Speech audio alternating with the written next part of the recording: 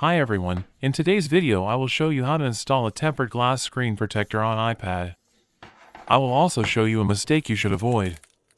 To explain this better, I will install the screen protector with a few bubbles so you can see what mistake many people make and why bubbles appear during installation. So let's get started. First, make sure your iPad screen is clean. Most screen protector packages come with a cleaning kit that includes a wet wipe, a dry wipe, and sometimes a dust removal sticker. Start by using the wet wipe to clean the screen and remove fingerprints or dirt. Once you clean it well, use the dry wipe to dry the screen. Make sure the screen is completely dry and clean before starting the installation.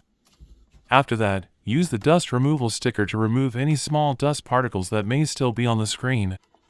Once the screen is completely clean, take the tempered glass screen protector and carefully remove the protective film from the back. Now align the screen protector with your iPad screen. Make sure the camera hole and the edges are properly aligned before placing it down. From my position, it's not the perfect angle because of the camera, so it's a little harder, but as I said, it is very important to align the edges and the camera hole correctly. Once it is aligned, gently place the screen protector onto the screen. A mistake that many people make is pressing on the screen right after installing it. This is the biggest mistake and it often causes bubbles. Just leave it alone and let it attach to the screen automatically. You will see that the tempered glass will start sticking to the screen by itself. Look, as I told you, the bubbles appear only where I press. In the areas where I didn't press, the screen protector attaches normally and the small bubbles will disappear at the end with a gentle drag toward the edge. But in the middle, where I pressed, it is harder to remove the bubble.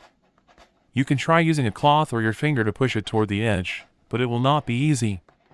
That's why you should never press on the screen during installation. However, if you make this mistake, don't worry. After a few days of normal use, many of these bubbles will disappear on their own.